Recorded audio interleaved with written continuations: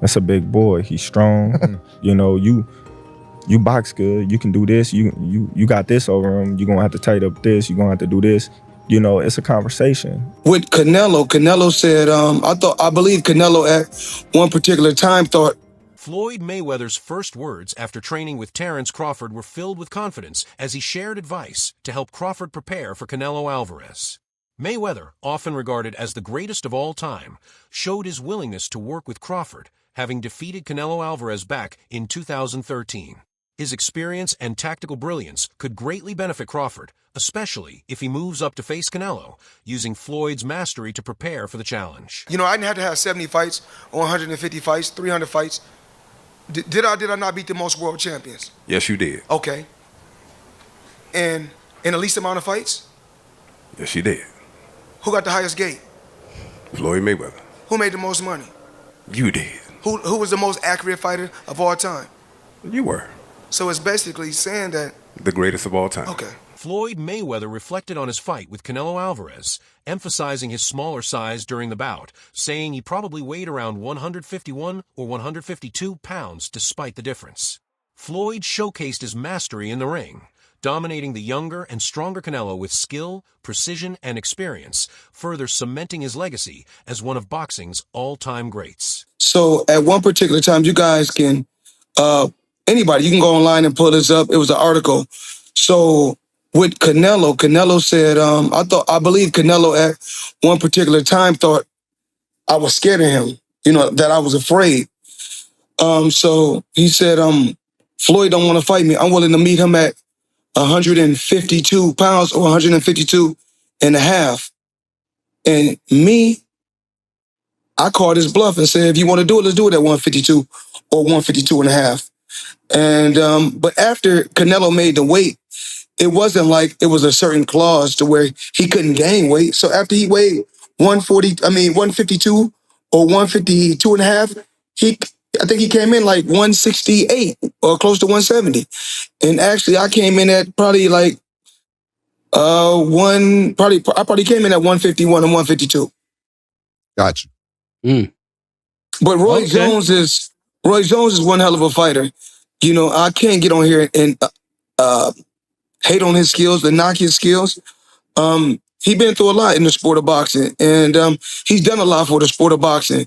And I'm absolutely proud of Roy Jones. Mayweather has recently shared his views on a potential matchup between Terence Crawford and Canelo Alvarez. He expressed caution regarding the fight, suggesting Crawford should carefully consider the challenges of moving up in weight to face Alvarez.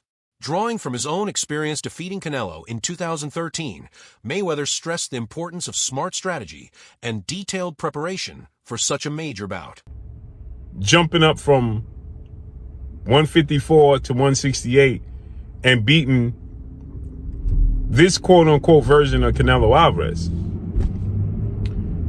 would diminish the accomplishment that Floyd Mayweather accomplished beating his version of Canelo Alvarez.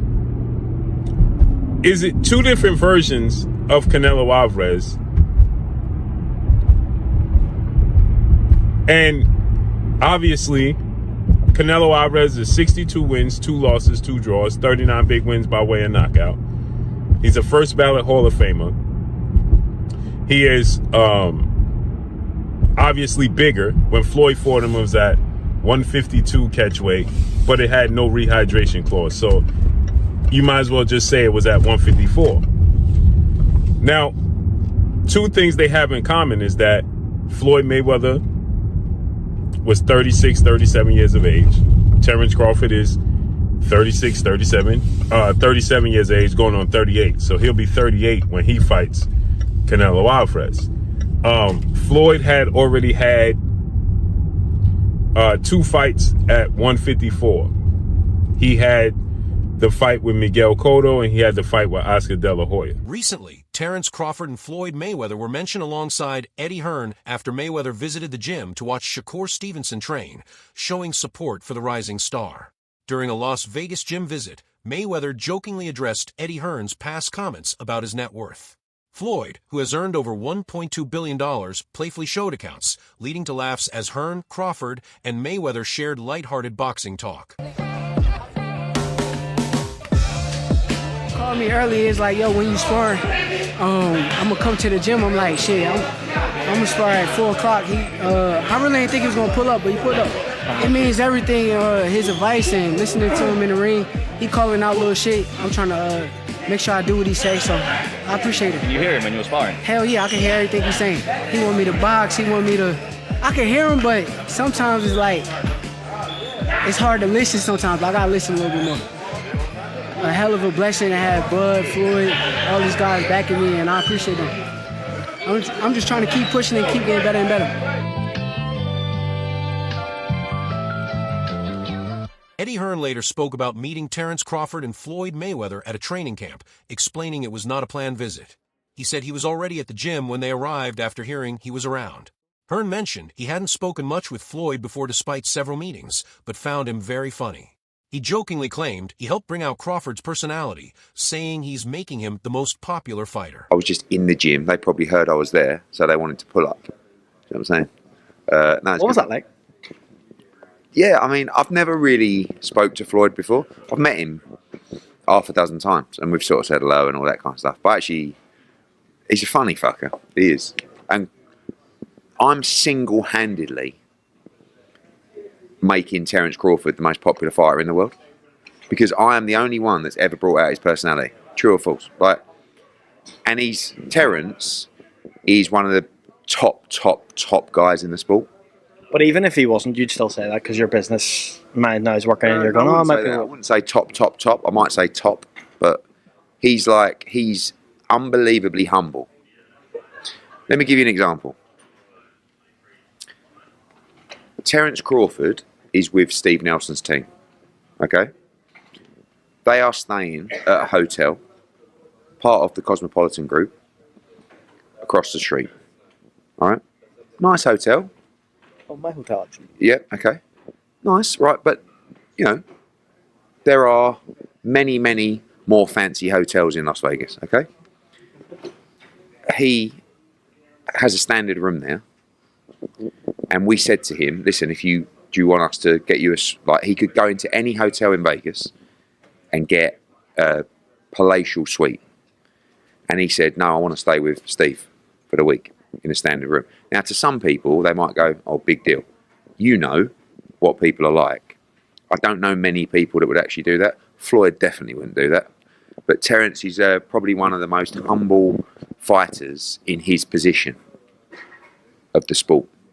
And do you know what I love about being in environments like that last night? The love for the sport. Like, Terence is watching Shakur sparred. Shakur sparred 14 rounds. 14 4-minute rounds with 30-second breaks. And Terence and Floyd watched the entire spar. They then went to another ring. Hearn further praised Terence Crawford, calling him one of the most humble fighters at the elite level. Despite his status, Crawford remains grounded and approachable, which sets him apart. Hearn highlighted Crawford's authenticity and respect for boxing. Meanwhile, Teddy Atlas questioned whether Canelo Alvarez can handle the smaller, faster, and slicker Crawford, pointing to Crawford's defense, footwork, angles, and ability to neutralize power by staying elusive. Seems like it's not official, but it may be a done deal. Terence Crawford, Canelo Alvarez. Early thoughts? What do you think? Yeah, look, the first thought is, can he handle the weight jump? Can he handle the weight jump? He being Crawford against Madridov, people are going to say, "Oh, he had some hiccups." Who don't have hiccups? When you eat something that's a little difficult to eat, and Madrimov was a little difficult to eat. He's not easy to digest. He's a good fighter. When you eat something that's a little tough to digest, you get hiccups, right? So come on, he's human. So he had a few hiccups. He won the fight. He's Terence Crawford. A lot of people say, "Oh, Teddy, you make him so good. You're always saying how great Crawford is." But who's he beating? He unified the. What was his first division? Lightweight. Then he unified the junior. Then he unified the junior welter. Then he unified the welter. I think I got the weight classes right. It doesn't matter. He unified like 3 different weight classes. He moved up in weight. He's beaten anybody that they put in front of him. He beat an undefeated fighter in Errol Spence that everybody thought was just like, one of the best fighters out there, which he was. He was. He was one of the top fighters pound for pound out there, and he didn't just beat him. He dismantled him. He might have ruined him. We were talking about getting ruined in fights earlier. He might have ruined him. We don't know. He hasn't been back yet, Spence. He may have psychologically, physically ruined him. But he has done everything asked of him, and he's done it in a superb way. It's not that he's just won. I look at how people win. How versatile are they? How mentally together are they? What happens when they're tested? What happens when they have to make an adjustment? I look at all those things. What happens when they can't depend on power? What else do they have to depend on? I look at everything, their technique, their defense, their offense, all of it. And I look at Crawford as one of those special guys. I don't care if you guys are tired of me saying it. I look at him. Look, Canelo's special too. I get it. And he's bigger. I get that. Bax shared his thoughts on Canelo Alvarez's comments about Terence Crawford, noting that Canelo appeared to downplay Crawford's achievements, possibly setting up a future fight. Bax highlighted Crawford's response to critics who say he hasn't faced top opponents, explaining those fighters were respected until Crawford dismantled them. He emphasized Crawford's dominance, refusal of excuses or stipulations, and willingness to face challenges head-on to prove his pound-for-pound greatness. Yeah, Shakur is, and, he's taking on all smoke. Look, it'd be remiss of me not to talk about the pound-for-pound #1 in the world, Terence Crawford. Always making headlines these days. He's cemented his legacy. I think certified Hall of Famer whenever he wraps it up. Stepped up in weight, won another world title last time out. Now they're talking about this fight with Canelo Alvarez. It was interesting to see the comments from Canelo on how he sort of assessed Bud Crawford's career. I almost feel after the Spence fight that was like an exclamation point on everything he's done, maybe from the critics who never gave him credit, but it almost seems like Canelo was downplaying his achievements. What do you make of that? Is that to build a fight? Because it sells itself. Well, I'm gonna tell you like this. I think Crawford rebuttal was everybody always say he hasn't fought nobody, or everybody that he fought was a no name. But I'm gonna tell you like this: what Crawford said, well, they was something until Crawford fought him. So obviously he's doing a great job because he's making everybody look normal. Not everyone, like when they go against Canelo, I don't think there's anyone else in boxing who you would ask and say this is a possible task for, but for Crawford, because of his pound for pound abilities, and apparently no rehydration clause. Am I hearing that right? He wants full smoke at that weight. Let's go, man. That's what Crawford wants. He wants to show the world that he's the best. So, and why put stipulations in there when you know that you can be the best? So let's go test ourselves. Look, I appreciate you taking this time. We don't get to speak all the time, so it's good to get you over here, and maybe we catch up later in fight week, but I appreciate you. Thank you. Dan Rafael discussed the long-awaited fight between Canelo Alvarez and Terence Crawford, noting it has been debated by fans and analysts for years. He credited Eddie Hearn for helping make the fight happen and mentioned Canelo's interest, though with a slight shift in attitude. Rafael explained that Canelo seeks a major financial reward, while Crawford's unique skills, reputation, and appeal make this matchup one of the most intriguing in boxing. I've read somewhere that Canelo has shortlisted Crawford for the May fight, his fight in May. Dan, what's happening? Yeah, listen, I think it's just a fluid situation. I don't think there's anything definitive one way or the other at this point. I mean, it's not a secret that that's a fight that's been discussed by a lot of us and by a lot of people in the sport for quite a while. Certainly, it's a fight that Turki Al-Sheikh from Saudi Arabia has shown a lot of interest in. And, of course, if it's going to get made, someone's going to have to put up a lot of guaranteed money. And he's probably the person that's going to do it. He's obviously been working closely with Terence Crawford.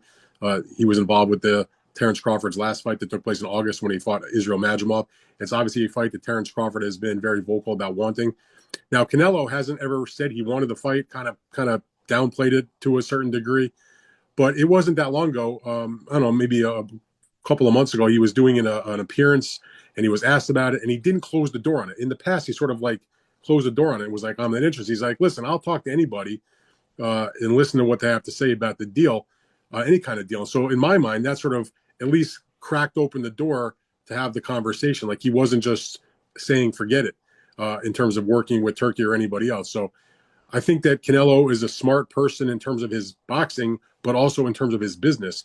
And when he looks around at the landscape and he wants to make a huge amount of money, like all top fighters or any fighter for that matter, and he looks and sees who can I fight where I can make the biggest score. Steve Nelson explained that some fans believe Terence Crawford should face a true 168-pound fighter like David Benavidez to solidify his legacy, but said the idea doesn't make strategic sense.